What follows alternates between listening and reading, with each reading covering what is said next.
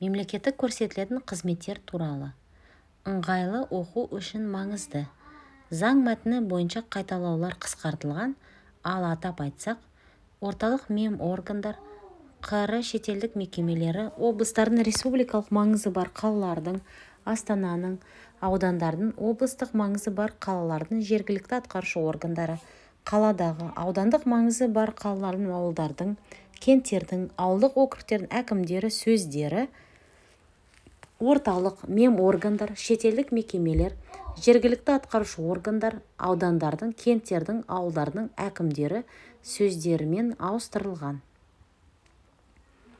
Бірінші бап. Заңда пайдаланылатын негізгі ұғымдар. Заңда мынадай негізгі ұғымдар пайдаланылады. Азаматтарға арналған үкімет мемкорпорациясы, бұдан әрі мемкорпорация.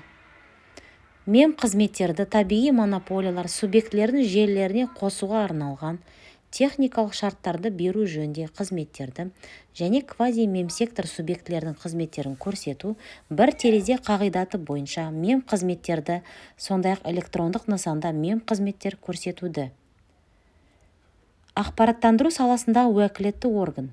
Ақпараттандыру және электрондық үкімет саласындағы басшылықты және сала аралық үйлестіруді жүзеге асыратын орталық атқарушы орган. Бір өтініш қағидаты. Бір өтініш негізінде көрсетілетін бірнеше мемқызметтер жиынтығын көздейтін мемқызметті көрсету нысаны. Бір терезе қағидаты. Мемқызметті орталықтандырып, көрсетудің мемқызметтер көрсету кезінде көрсетілетін қызметті алушының құжаттарды жинау мен дайындауға барынша аз қатысуын және оның көрсетілетін қызметті берушілермен тікелей байланысын шектеуді көздейтін нысаны. Көрсетілетін қызметті алушы. Орталық меморгандарды, шетелдегі мекемелерін, жергілікті атқарушы органдарын, аудандарын, кенттердің, ауылдардың әкімдерін қоспағанда жеке және заңды тұлғалар. Көрсетілетін қызметті беруші. Мемқызметтер көрсететін орталық меморгандар, шетелдегі мекемелер, жергілікті атқарушы органдар, аудандардың, кенттердің, ауылдардың әкімдері, сондай-ақ жеке және заңды тұлғалар. Қоғамдық маңызы бар көрсетілетін қызмет. Үздіксіз негізде жүзеге асырылатын және қоғамның заңды мүдделерін қанағаттандыруға бағытталған мемлекеттік көрсетілетін қызмет. Мем-көрсетілетін қызмет. Көрсетілетін қызметті алушылардың өтініш жасауы бойынша немесе өтініш жасауынсыз жүзеге асырылатын және олардың құқықтарын, бостандықтары мен заңды мүдделерін іске асыруға, оларға тиісті материалдық немесе материалдық емес игіліктер беруге бағытталған жекелеген мем-функцияларды іске асыру нысандарының бірі немесе олардың жиынтығы. Мем-көрсетілетін қызметтер тізілімі. Мем-көрсетілетін қызметтердің сыныпталған тізбесі. Бірыңғай байланыс орталығы. Үкімет айқындаған көрсетілетін қызметті алушыларға мемлекеттік және өзге де қызметтер көрсету мәселелер бойынша ақпарат. Сондай-ақ меморгандарға ақпараттық коммуникациялық қызметтер көрсету мәселелер бойынша ақпарат беру жөніндегі ақпараттық анықтамалық қызмет функцияларын орындайтын заңды тұлға. Мемқызметтер көрсету мониторингін ақпараттық жүйесі. Мемқызметтер көрсету, оның ішінде мемкорпорациясы арқылы көрсету процесін автоматтандыруға және мониторингтеуге арналған ақпараттық жүйе. Мемқызметтер көрсету саласындағы пилоттық жоба. Мемқызметтер көрсету кезіндегі процестердің, тәсілдердің өзгеруін сынамалау жөніндегі процесс. Мемқызметтер көрсету сапасының қоғамдық мониторингі. Жеке тұлғалардың, коммерциялық емес ұйымдардың мемқызметтер көрсету сапасының деңгейі туралы ақпаратты жинау, талдау және ұсынымдарды тұжырымдау жөніндегі қызметі. Мемқызметтер көрсету сапасын бағалау. Көрсетілетін қызметті алушыларды орталық меморгандар, жергілікті атқарушы органдары, аудандардың, кенттердің, ауылдардың әкімдері көрсететін қолжетімді және сапалы мем-көрсетілетін қызметтермен қамтамасыз ету бойынша шаралардың тиімділігін айқындау жөніндегі қызмет.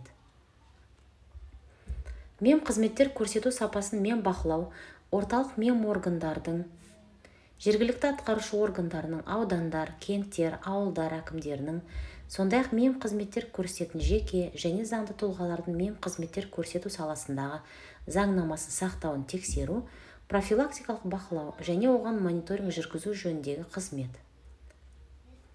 Мемқызметтер көрсету сапасын бағалау және бақылау жөніндегі уәкілетті орган өз құзыреті шегінде мемқызметтер көрсету сапасын бағалау және бақылау жөніндегі қызметті жүзеге асыратын орталық меморган.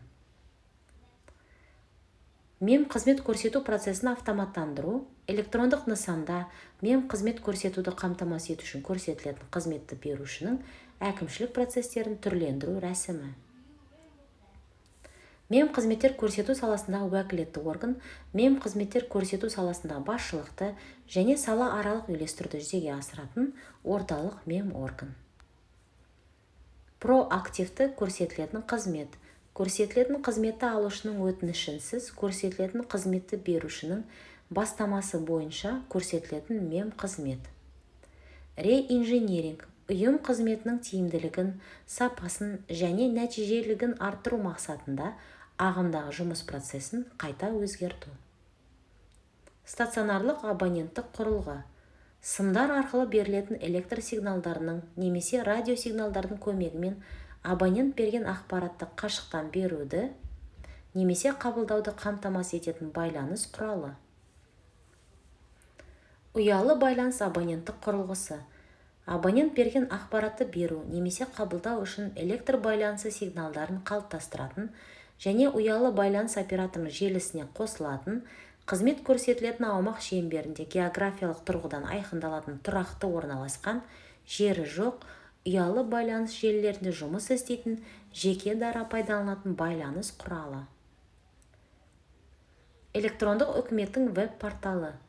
Нормативті құқықтық базаны қоса алғанда, бүкіл шоғырландырылған үкіметтік ақпаратқа және электрондық нысанда көрсетілетін мемқызметтерге, табиғи монополиялар субъектілерінің желілеріне қосуға, техникалық шарттарды беру жөнінде қызметтерге және квази-мемсектор субъектілерінің қызметтеріне қол жеткізудің бірыңғай терезесі болатын ақпараттық жүйе. Екінші бап. қр мемқызметтер көрсету саласындағы заңнамасы. Егер ратификациялаған халықаралық шартта қамтылғаннан өзгеше қағидалар белгіленсе, онда халықаралық шарттың қағидалары қолданылады. Үшінші бап. Мемқызметтер көрсетудің негізгі қағидаттары. Мемқызметтер мынадай негізгі қағидаттар негізінде көрсетіледі. Көрсетілетін қызметті алушылардың тегіне, әлеуметтік, лауазымдық және мүліктік жағдайына, жынысына, нәсіліне, ұлтына, немесе кез келген өзге жағдаяттар бойынша қандайды бір кемсітушіліксіз теңдей қол жеткізуі, төрешілдік пен сөз бойдалық көріністеріне жол бермеу, саласындағы есеп берушілік және ашықтық, мемқөрсетілетін қызметтердің сапасы мен қолжетімділігі, мемқызметтер көрсету процесі үнемі жетілдіру, мемқызметтер көрсету кезіндегі үнемділік және тиімділік. Төртінші бап. Көрсетілетін қызметті алушылардың құқықтары. Көрсетілетін қызметті алушылардың көрсетілетін қызметті берушіден мемкөрсетілетін қызметті ұсыну тәртібі туралы толық және анық ақпаратты қол жетімді нысанда алуға, мемлекеттік көрсету қызметті алуға, орталық меморганның, жергілікті атқарушы органның, аудан, кент, ауыл әкімінің, сондай-ақ көрсетілетін қызметті берушінің және немесе олардың лауазымды адамдарының мемкорпорацияның және немесе олардың қызметкерлерінің мемқызметтер көрсету мәселелер бойынша шешімдеріне, әрекеттеріне, әрекетсіздігіне шағымдануға, мемкөрсетілетін қызметті қағаз мен немесе электрондық нысанда алуға, мемлекеттік көрсетілетін қызметтерді бір өтініш қағидаты бойынша алуға, мемқызметтер көрсету тәртібін айқындайтын заңға тәуелді нормативті құқықтық актілердің жобаларын жария талқылауларға қатысуға, мемқызметтер көрсету, қорғау туралы талап арызбен сотқа жүгінуге құқығы бар. Цифрлық құжаттар сервисінен өзіне және отбасының кәмелетке толмаған мүшелеріне қатысты электрондық құжаттарды пайдалануға құқығы бар. Шетелдіктер, азаматтығы жоқ адамдар және шетелдік заңды тұлғалар мем көрсетілетін қызметтерді басқалармен бірдей негізде алады. 5 бап. Көрсетілетін қызметті берушілердің құқықтары мен міндеттері. Көрсетілетін қызметті берушілердің орталық мем органдардан, жергілікті атқарушы органдарынан, аудандардың, кенттердің, ауылдардың әкімдерінен мем қызметтер көрсету үшін қажетті ақпаратты алуға құқығы бар. Көрсетілетін қызметті берушілер мем қызметтер көрсетуге, мүмкіндігі шектеулі адамдардың мем көрсетілетін қызметтерді алу кезінде оларға қажетті жағдайлар жасауға, көрсетілетін мем қызметтер көрсету тәртібі туралы қолжетімді нысанда толық және анық ақпарат ұсынуға, ақпараттық жүйелерді интеграциялау арқылы көрсету үшін қажетті құжаттар мен ақпаратты ұсынуға, мем қызмет көрсету мерзімі өткенге дейін 1 тәуліктен кешіктірмей мем корпорация арқылы көрсетілетін мем қызметтердің нәтижесін мем корпорацияға жеткізуді қамтамасыз етуге, мем қызметтер көрсету саласындағы жұмыскерлердің біліктілігін арттыруға, сондай-ақ мүгедектермен қарым-қатынас жасау дағдыларына үйретуге, көрсетілетін қызметті алушылардың шағымдарын қарауға және оларды қарау нәтижелері туралы хабардар етуге, көрсетілетін қызметті алушылардың мем көрсетілетін қызметтің орындалу сатысы туралы ақпаратты алу мүмкіндігін қамтамасыз етуге, ақпараттық жүйелердің іркіліссіз жұмыс істеуін қамтамасыз етуге, мем қызмет көрсету сатысы туралы деректерді мем қызметтер көрсету мониторингін ақпараттық жүйесіне енгізуді қамтамасыз етуге, заңмен қорғалатын құпияны құрайтын мәліметтерді пайдалануға көрсетілетін қызметті алушының жазбаша келісімін немесе электрондық цифрлық қолтаңбамен расталған келісімін не ұялы байланыс абоненттік құрылғысы арқылы келісімін алуға міндетті. Мем қызметтер көрсету үшін цифрлық құжаттар сервисінен электрондық құжаттар пайдалануға міндетті. Заңдарда белгіленген жағдайда және негіздер бойынша мемлекеттік қызметтерді көрсетуден бас тартуға міндетті. Мем қызметтер көрсету кезінде көрсетілетін қызметтерді алушылардан ақпараттық жүйелерден алуға болатын құжаттар мен мәліметтерді, көрсетілетін қызметті берушінің мем корпорациясын салыстырып тексеру үшін түпнұсқалары ұсынылған құжаттардың нотариат куәландырылған көшірмелерін талап етуге жол берілмейді. 2 тарау. Мем қызметтер көрсету саласындағы мем реттеу. 6 бап. Үкіметтің мем қызметтер көрсету саласындағы құзыреті. Қазақстан Республикасы үкіметі мем қызметтер көрсету саласындағы мем саясаттың негізгі бағыттарын әзірлейді және олардың жүзеге асырылуын ұйымдастырады. 7 бап. Мем қызметтер көрсету сапасын бағалау және бақылау жөніндегі уәкілетті органның құзыреті. Мем қызметтер көрсету сапасын бағалау және бақылау жөніндегі уәкілетті орган мем қызметтер көрсету саласындағы мем саясатын іске асыруын қамтамасыз етеді. Мем қызметтер көрсету сапасын мем бақылауды жүзеге асырады. Мем қызметтер көрсету сапасын мем бақылау қағидаларын әзірлейді және бекітеді. Мем қызметтер көрсету сапасын ішкі бақылау нәтижелері туралы ақпарат сұратады. Ақпараттандыру саласындағы уәкілетті органмен келісу бойынша мем қызметтер көрсету сапасын бағалау әдістемесін әзірлейді және бекітеді.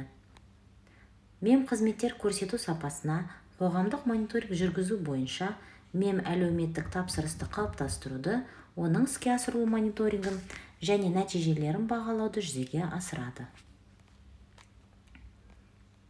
8 бап. Мем қызметтер көрсету саласындағы уәкілетті органның құзыреті. Мем қызметтер көрсету саласындағы уәкілетті орган мем қызметтер көрсету саласындағы мем саясаттың іске асырылуын қамтамасыз етеді. Мем көрсетілетін қызметтер тізілімін жүргізу қағидаларын әзірлейді және бекітеді. Мем көрсетілетін қызметтер тізілімін бекітеді және оған өзгерістер мен толықтырулар енгізеді. Мем көрсетілетін қызметтер тізілімін әзірлеуді және жүргізуді жүзеге асырады. Заңға актілердің жобаларын келісуді жүзеге асырады. Заңға тәуелді нормативті құқықтық актілерді әзірлеу бойынша орталық мем органдарының қызметіне мониторинг жүргізеді.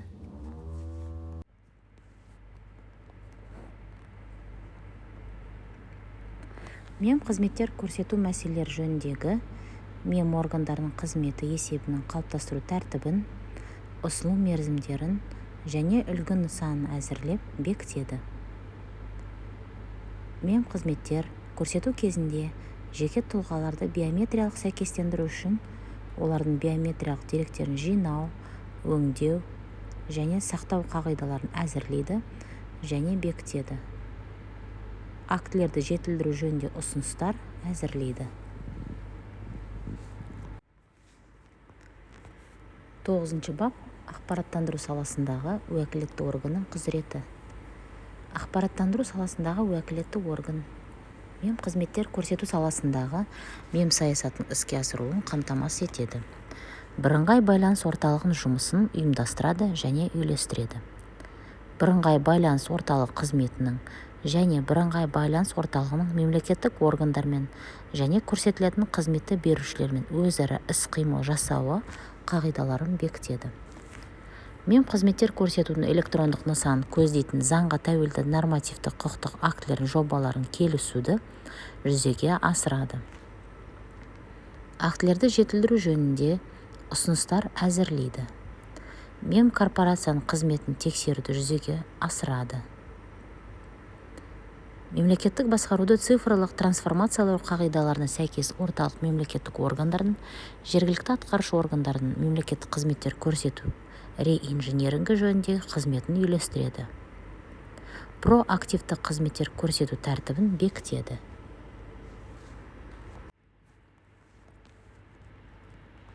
9 бап. Орталық мем органдар арасынан үкімет айқындайтын уәкілетті органның құзыреті. Уәкілетті орган мем корпорацияның қызметі қағидаларын әзірлейді және бекітеді. Мем корпорацияның қызметін ұйымдастыруды жүзеге асырады. Мем корпорацияның қызметін және оның көрсетілетін қызметті берушілермен өзара іс-қимыл жасауын үйлестіреді. Заңға актілердің жобаларын келісуді жүзеге асырады. Актілерді жетілдіру жөнінде ұсыныстар әзірлейді. Мем корпорация көрсететін қызметтерге баға белгілеу тәртібін айқындайды. 10 бап. Орталық мем органдарының құзыреті. Орталық мем органдар мем қызметтер көрсету тәртібін айқындайтын заңға тәуелді нормативті құқықтық актілерді әзірлейді және бекітеді. Мем қызметтер көрсету сапасын арттыруды, оған қолжетімділікті қамтамасыз етеді. Нормативті құқықтық актілердің қолжетімділігін қамтамасыз етеді. Көрсетілетін қызметті алушылардың мем қызметтер көрсету тәртібі туралы қолжетімді нысанда хабардар болуын қамтамасыз етеді. Көрсетілетін қызметті алушылардың өтініштерін қарайды. Мем қызметтер көрсету мүгедектермен қарым-қатынас жасау саласындағы жұмыскерлердің біліктілігін арттыруды қамтамасыз етеді. Мемлекеттік басқаруды цифрлық трансформациялау қағидаларына сәйкес мемлекеттік қызметтер көрсету реинжинирингін жүзеге асырады. Мем көрсетілетін қызметтер тізіліміне жаңа мем көрсетілетін қызмет енгізілгеннен кейін оны электрондық форматта көрсетуге ауыстыру бойынша шаралар қолданады. Мем корпорация мем қызметтер көрсету үшін ақпараттық жүйелерге қолжетімділік береді. Мем қызметтер көрсету тәртібі туралы ақпаратты бірыңғай байланыс орталығына береді. Мем қызметтер көрсету сапасын ішкі бақылауды жүргізеді. Көрсетілетін қызметті берушілердің заңға тәуелді нормативті құқықтық актілерді сақтауын қамтамасыз етеді. 11 бап. Облыстардың, республикалық маңызы бар қалалардың, астананың, аудандардың, облыстық маңызы бар қалалардың жергілікті атқарушы органдарының қаладағы аудандар, аудандық маңызы бар қалалар, кенттер, ауылдар, ауылдық округтер әкімдерінің құзыреті. Жергілікті атқарушы органдар, аудандардың, кенттердің, ауылдардың әкімдері, тиісті әкімшілік аумақтық бірліктің аумағында мем қызметтер көрсету сапасын арттыруды, оған қолжетімділікті қамтамасыз етеді. Заңға тәуелді нормативті құқықтық актілердің қолжетімділігін қамтамасыз етеді. Қызметті алушылардың хабардар болуын қамтамасыз етеді. Қызметті алушылардың өтініштерін қарайды. Мемқызметтер көрсету мүгедектермен қарым-қатынас жасау саласындағы жұмыскерлердің біліктілігін арттыруды қамтамасыз етеді. Мемлекеттік басқаруды цифрлық трансформациялау қағидаларына сәйкес мемқызметтер көрсету реинжинирингін жүзеге асырады. Мемкорпорацияға мемқызметтер көрсету үшін ақпараттық жүйелерге қолжетімділік береді. Мемқызметтер көрсету тәртібі туралы ақпаратты бірыңғай байланыс орталығына береді. Мемқызметтер көрсету сапасын ішкі бақылауды жүргізеді. 11-1 бап. Мемкорпорацияның қызметін ұйымдастыру. Мемкорпорация жеке және немесе заңды тұлғаларға бір терезе қағидаты бойынша мемқызметтер көрсету, жеке және заңды тұлғалар міндетті мемтіркелуге жатпайтын жылжымалы мүлік кепілін тіркеу, ғимараттарды, құрылыс жайларды және немесе олардың құрамдастарын техникалық зерттеп қарау, жылжымайтын мүлікке құқықтарды мемтіркеу, жер кадастрын жүргізу, зейнетақымен және әлеуметтік қамсыздандыру саласындағы қызметті жүзеге асыратын бірыңғай провайдер болып табылады. Өзге тұлғалардың бірыңғай провайдер қызметін жүзеге асыруына тыйым салынады. Мемкорпорация акционерлік қоғам нысанында құрылады, ол коммерциялық емес ұйым болып табылады, онда өз филиалдары болады. Мемкорпорацияның жалғыз акционері үкімет болып табылады. Мемкорпорацияның уәкілетті органы орталық меморгандар арасынан үкіметтің шешімімен айқындалады. Мемкорпорация мемлекеттік қызметтер көрсету сапасын арттыруды қамтамасыз етеді, нормативті құқықтық актілердің сақталуын қамтамасыз етеді, қызметті алушылардың хабардар болуын қамтамасыз етеді. Азаматтардың дербес деректеріне қолжетімділігі бар, сондай-ақ мемқызметтер көрсету процесіне қатысатын мемкорпорация қызметкерлері тексеруге жатады. Қызметті алушылардың өтініштерін қарайды. Мемқызметтер біліктілігін арттыруды қамтамасыз етеді. Бір терезе қағидаты бойынша жеке және немесе заңды тұлғаларға мемқызметтер көрсетеді. Уәкілетті органға мемкорпорация арқылы көрсетілетін мемқызметтер жөнінде ақпарат береді. Мемқызметтер көрсету кезінде жеке тұлғаларды биометриялық сәйкестендіру үшін олардың биометриялық деректерін жинауды, өңдеуді және сақтауды, деректер базасын жүргізуді жүзеге асырады.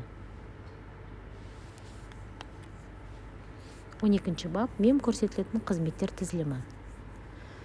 Мемкөрсетілетін қызметтер тізіліміне енгізілуге жатады. Мемкөрсетілетін қызметтер тізілімін жүргізу тәртібін, сондай-ақ оның құрылымын мемқызметтер көрсету саласында уәкілетті орган айқындайды. 13 бап. Мемқызмет көрсету тәртібін айқындайтын заңға тәуелді нормативті құқықтық актіні әзірлеуге және бекітуге қойылатын жалпы талаптар. Мемқызметтер көрсету сапасына қойылатын бірыңғай талаптарды қамтамасыз ету үшін орталық меморгандар мемқызметтер көрсету тәртібін айқындайтын, заңға тәуелді нормативті құқықтық актілерді көрсететін, мемқызметтер үшін заңға тәуелді нормативті құқықтық актілерді әзірлейді және бекітеді. Мемқызмет көрсету тәртібін айқындайтын, заңға тәуелді нормативті құқықтық актінің жобасы жария талқылауға жатады. 14 бап. Мемқызмет көрсету тәртібін айқындайтын, заңға тәуелді нормативті құқықтық актінің мазмұнына қойылатын талаптар. Мемқызмет көрсету тәртібін айқындайтын, заңға тәуелді нормативті құқықтық акт мыналардың тәртібін сипаттауда. Мемқызмет көрсету тәртібін айқындайтын, заңға тәуелді нормативті құқықтық актілерге енгізілген өзгерістер және немесе толықтырулар туралы ақпаратты өтініштерді қабылдауды және мемлекеттік қызмет көрсету нәтижелерін беруді жүзеге асыратын ұйымдарға және көрсетілетін қызмет берушілерге жіберу тәртібін. Мыналарды мемкөрсетілетін қызметтің атауын, көрсетілетін қызметті берушінің атауын, мемқызмет көрсету тәсілдерін, мемқызмет көрсету нысанын, мемқызмет көрсету нәтижесін, мемқызмет көрсету кезінде көрсетілетін қызметті алушыдан алынатын төлемақы мөлшерін және жағдайларда оны алу тәсілдерін, көрсетілетін қызметті берушінің, мемлекеттік корпорацияның және ақпарат объектілерінің жұмыс графигін, мемқызмет көрсету үшін көрсетілетін қызметті алушыдан талап етілетін құжаттар мен мәліметтердің тізбесін, мемлекеттік қызмет көрсетуден бас тарту үшін негіздерді қамтитын мемқызмет көрсетуге қойылатын негізгі талаптар тізбесі бар қосымшаны.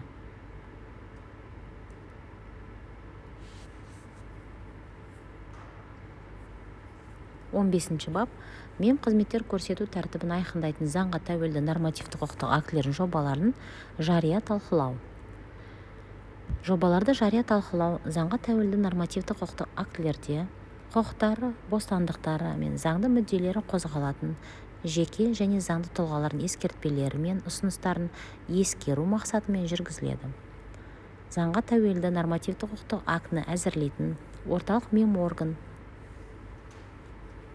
мемлекеттік қызмет көрсету тәртібін айқындайтын заңға тәуелді нормативтік құқықтық актінің жобасын жария талқылау үшін оны электрондық үкіметтің веб-порталында, өзінің интернет ресурсында және немесе облыстың, республикалық маңызы бар қаланың, астананың, ауданның, облыстық маңызы бар қаланың, жергілікті атқарушы органының, қаладағы аудан, аудандық маңызы бар қала, кент, ауыл, ауылдық округ әкімінің интернет ресурстарында орналастырады.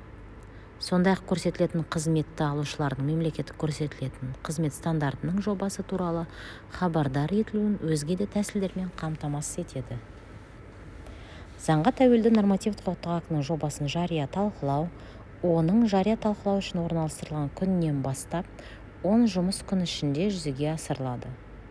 Заңға тәуелді нормативтік құқықтық актінің жобасын әзірлейтін орталық меморган жобасын жария талқылаудың аяқталғаны туралы есеп жасайды. Заңға тәуелді нормативтік құқықтық актінің жобасын жария талқылаудың аяқталғаны туралы есепте қабылданған және немесе қабылданбаған ескертпелер мен ұсыныстар бойынша негіздемелер қоса беріле отырып, жария талқылау барысында алынған ескертпелер мен ұсыныстар тізбесімен қысқаша мазмұны.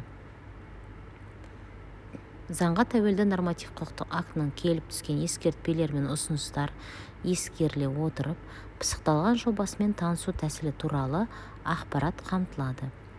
Жеке және заңды тұлғалардың заңға тәуелді нормативтік құқықтық актінің жобасына мерзім өткеннен кейін келіп түскен ескертпелер мен ұсыныстары қарауға жатпайды. Бекітілген заңға тәуелді нормативтік құқықтық актілерге өзгерістер және немесе толықтырулар енгізу жөніндегі нормативтік құқықтық актілердің жобалары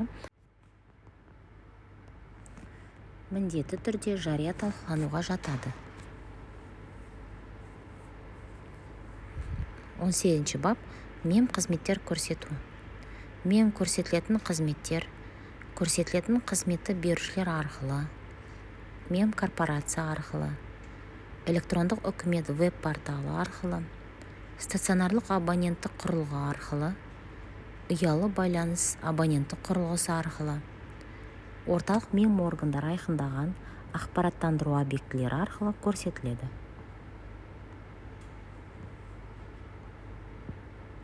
19 бап көрсетілетін қызметті берушілердің мемқызметтер көрсетуі.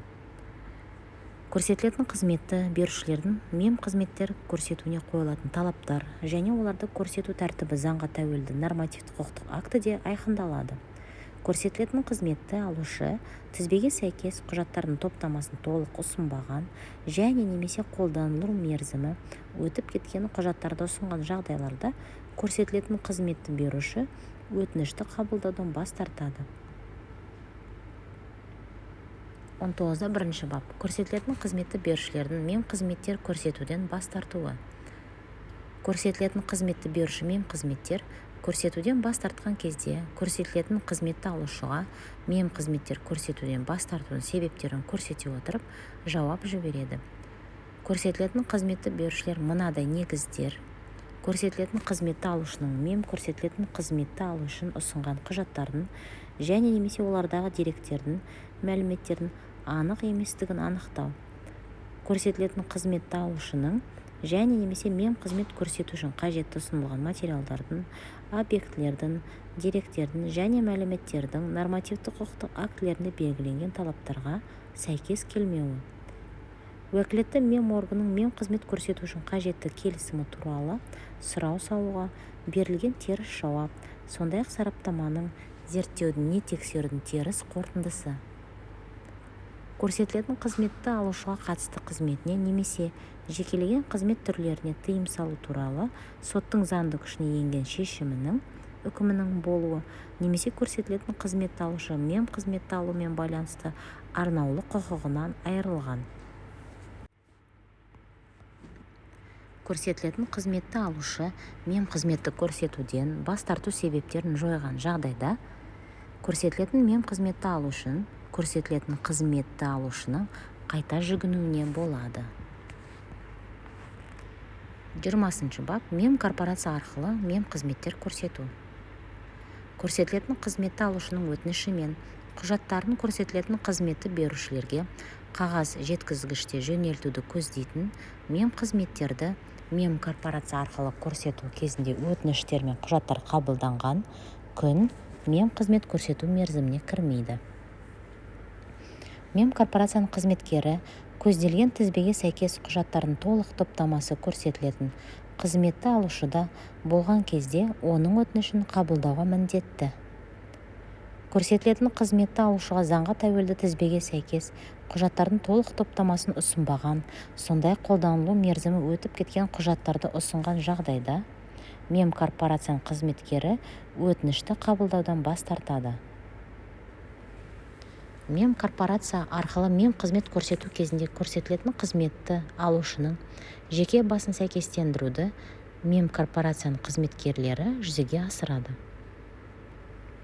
Мемкорпорация арқылы мемқызметтер көрсету кезінде көрсетілетін қызметті берушілермен өзара іс-қимыл жасау мемқызметтер көрсету мониторингінің ақпараттық жүйесі пайдаланыла отырып жүзеге асырылады.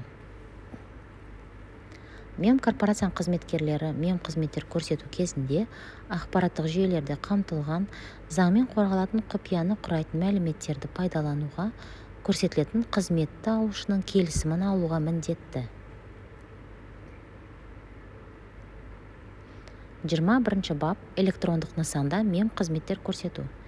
Электрондық нысанда мемлекеттік қызметтер көрсету электрондық үкіметтің веб-порталы және электрондық үкіметтің шлюзінде орналастырылған сервистермен интеграцияланған ақпараттандыру объектілері арқылы жүзеге асырылады. Электрондық құжат немесе қағаз жеткізгіштегі құжат не электрондық үкіметтің ақпараттық жүйесіне мәлімет беру электрондық нысанда мемқызмет көрсетудің нәтижесі болып табылады. Ұялы байланыс абоненттік құрылғысы арқылы алынған электрондық нысанда мемқызметтер көрсету нәтижелері электрондық құжат нысанында электрондық үкімет веб-порталындағы пайдаланушының кабинетіне, сондай-ақ көрсетілетін қызметті алушының таңдауы бойынша қысқа мәтінді хабар түрінде оның абоненттік нөміріне жіберіледі. Ұялы байланыс абоненттік құрылғысы арқылы алынған электрондық нысанда мемқызметтер көрсету нәтижелерін көрсетілетін қызметті алушы оларды қағаз жеткізгіште ұсыну қажеттілігінсіз заңдық мәні бар фактілерді растау үшін пайдаланады. Мемкорпорация арқылы электрондық нысанда мемқызмет көрсету кезінде көрсетілетін қызметті алушының жазбаша келісімі негізінде электрондық құжат нысанындағы оның сұрау салуын мемкорпорацияның қызметкері өзіне қызметтік мақсатта пайдалану үшін берілген электрондық цифрлық қолтаңбамен куәландырады. Электрондық нысанда мемқызметтерді көрсету үшін меморгандар тұрақты түрде өздерінің ақпараттық жүйелеріндегі электрондық ақпараттық ресурстарын жаңартылған күйде ұстап тұруға міндетті. 21 бап. Проактивті қызметтер көрсету. проактивті қызметтер көрсету электрондық үкімет веб-порталында көрсетілетін қызметті алушының ұялы байланыс абоненті құрылғысын телефон нөмірін тіркеген кезде және көрсетілетін қызметті алушының дербес деректерге қол жеткізуді мемлекеттік бақылау сервисі арқылы алынған дербес деректерді жинау мен өңдеуге келісімі болған кезде мемлекеттік органдардың ақпараттық жүйелері арқылы жүзеге асырылады. 22 бап мемлекеттік қызметтер көрсету реинжинирингі. Мемқызметтер көрсету реинжинирингін орталық меморгандар, мемлекеттік корпорация, жергілікті атқарушы органдар мемлекеттік басқаруды цифрлық трансформациялау қағидаларына сәйкес тұрақты негізде жүзеге асырады. Мемқызметтер көрсету саласындағы уәкілетті органның және мемқызмет көрсету тәртібін айқындайтын заңға тәуелді нормативтік құқықтық актіні әзірлеуші мүдделі орталық мемлекеттік органдардың мемқызметтер көрсету саласындағы пилоттық жобаларын іске асыру бірлескен шешім негізінде жүзеге асырылады. 23 бап көрсетілетін қызметті алушыларды мемқызметтер көрсету тәртібі туралы хабардар ету. Мемқызметтер көрсету тәртібі туралы ақпарат.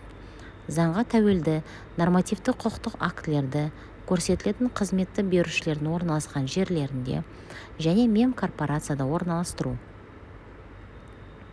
Жеке және заңды тұлғалардың көрсетілетін қызметті берушілерге өтініш жасауы.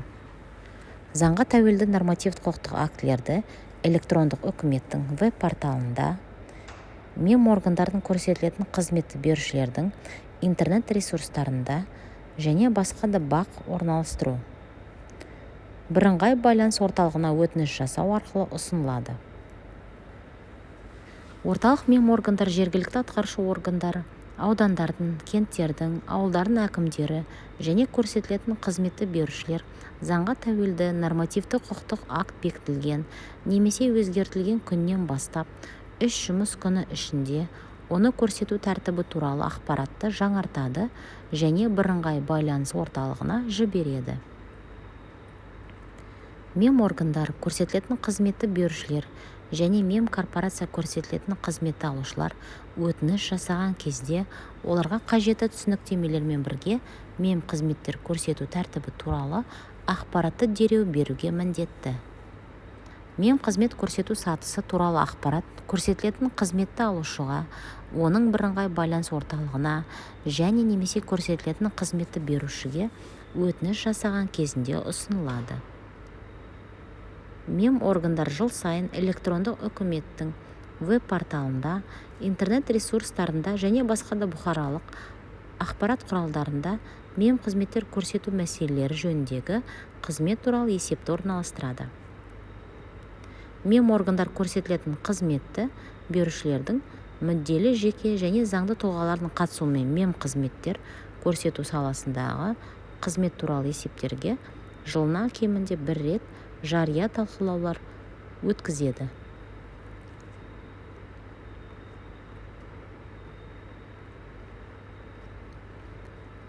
24 бап мемқызметтер көрсеткен үшін төлемақы. Мемқызметтер ақылы немесе тегін негізде көрсетіледі. Заңдарда тегін ұсынылуға кепілдік берілген мемқызметтерді көрсеткен үшін көрсетілетін қызметті алушыға төлемақы белгілеуге жол берілмейді. 25 бап мемқызметтер көрсету мәселелері бойынша шағымдарды қарау ерекшеліктері. Мемқызметтер көрсету мәселелер бойынша шағымдар қаралуға жатады. Мемқызметтерді тікелей көрсететін меморганның, көрсетілетін қызметті берушінің, мемкорпорацияның атына келіп түскен көрсетілетін қызметті алушының шағымы оны тіркеген күннен бастап 5 жұмыс күні ішінде қарауға жатады. Мемқызметтер көрсету сапасын бағалау және бақылау жөніндегі уәкілетті орган атына келіп түскен көрсетілетін қызметті алушының шағымы оның тіркелген күннен бастап 15 жұмыс күні ішінде қаралуға жатады. Мемқызметтер көрсету сапасын бағалау және бақылау жөніндегі уәкілетті орган шағымды қарау қорытындылары бойынша көрсетілетін қызметті алушының шағымы бойынша қабылдаған шешімге оның қанағаттанбауы себептерін кешенді зерделеуді қамтамасыз етуге, мемқызметтер көрсету саласындағы заңнамасының сақталмау фактісі анықталған жағдайда кінәлілерге бұзылған құқықтарын, бостандықтары мен заңды мүдделерін қалпына келтіру жөнінде шаралар қолдану үшін ұсыныстар жіберуге. Көрсетілетін қызметті алушының шағымын меморган тарапынан қанағаттандырудың уақытылылығы мен толықтығын бақылауды жүзеге асыруға міндетті. Мемқызметтер көрсету сапасын бағалау және бақылау жөнінде уәкілетті органның, орталық меморганның, жергілікті атқарушы органның, аудан, кент, ауыл әкімінің шағымды қарау мерзімі, шағым бойынша қосымша зерделеу немесе тексеру, не жергілікті жерге барып тексеру жүргізу. Қосымша ақпарат алу қажет болған жағдайларда 10 жұмыс күнінен аспайтын мерзімге ұзартылады.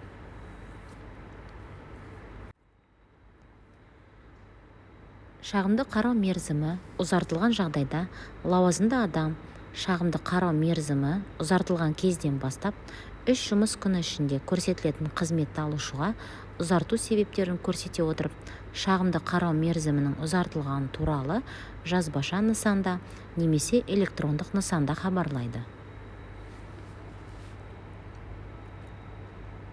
26 бап мемқызметтер көрсету сапасын мемқызметтер көрсету сапасын бағалауды және оған қоғамдық мониторингті жүргізу қағидаттары. Мемқызметтер көрсету сапасын мемқызметтер көрсету сапасын бағалауды және оған қоғамдық мониторингті жүргізу мынадай қағидаттарға негізделеді: заңдылық, объективтілік, бейтараптық, анықтық, жан-жақтылық, ашықтық. 27 бап мемқызметтер көрсету сапасын мембақылауды жүргізудің ерекшеліктері. Орталық меморгандардың, жергілікті атқарушы органдарының, аудандар, kenттер, ауылдар әкімдерінің, сондай-ақ мемқызметтер көрсететін жеке және заңды тұлғалардың мемқызметтер көрсету саласындағы қызметі мемқызметтер көрсету сапасын мембақылаудың объектісі болып табылады. 28 бап мемқызметтер көрсету сапасын бағалауды жүргізу тәртібі. Мемқызметтер көрсету сапасын бағалауды мемқызметтер көрсету сапасын бағалау және бақылау жөнінде уәкілетті орган жүзеге асырады. Электрондық нысанда көрсетілетін мемқызметтердің сапасын бағалауды ақпараттандыру саласындағы уәкілетті орган жүзеге асырады. 29 бап мемқызметтер көрсету сапасының қоғамдық мониторингі. Мемқызметтер көрсету сапасының қоғамдық мониторингін жеке тұлғалар, коммерциялық емес ұйымдар өз бастамасы бойынша және өз есебінен жүргізеді. Мемқызметтер көрсету сапасының қоғамдық мониторингі мемқызметтер көрсету сапасын бағалау және бақылау жөнінде уәкілетті органның мемәлеуметтік тапсырысы бойынша да жүргізіледі. Мемқызметтер көрсету сапасына қоғамдық мониторинг жүргізу кезінде жеке тұлғалар, коммерциялық емес ұйымдар, мемқұпияларды, коммерциялық және өзге де заңмен қорғалатын құпияны құрайтын ақпаратты қоспағанда, мемқызметтер көрсету саласына жататын қажетті ақпаратты меморгандардан, мемкорпорациядан осы ақпарат олардың интернет ресурстарында болмаған жағдайда сұратуға құқылы. Мемқызметтер көрсету сапасының қоғамдық мониторингі нәтижелері бойынша жеке тұлғалар, коммерциялық емес ұйымдар қорытынды жасайды. Мемқызметтер көрсету сапасының қоғамдық мониторингінің қорытындысы меморгандардың, мемкорпорацияның, сондай-ақ көрсетілетін қызметті берушілердің мемқызметтер көрсету саласындағы заңнамасын талаптарын сақтауы туралы ақпаратты, анықталған мемқызметтер көрсету саласындағы заңнамасының сақталмау фактілерін жою жөніндегі ұсынымдарды, мемқызметтер көрсету сапасын арттыру жөніндегі ұсыныстарды, заңға тәуелді нормативті құқықтық актілерге өзгерістер мен толықтырулар енгізу жөніндегі ұсыныстарды қамтиды. Қоғамдық маңызы бар қызметтер көрсету сапасын бағалау өлшем шарттары, әлеуметтанушылық зерттеулер, немесе оларды көрсету сапасын мониторингтеу шеңберінде белгіленеді. Орталық меморгандар, жергілікті атқарушы органдары, аудандардың, кенттердің, ауылдардың әкімдері, мемкорпорация, сондай-ақ көрсетілетін қызметті берушілер, мемқызметтер көрсету сапасына қоғамдық мониторинг қорытындысын ескере отырып, мемқызметтер көрсету сапасын арттыру жөнінде шаралар қабылдайды.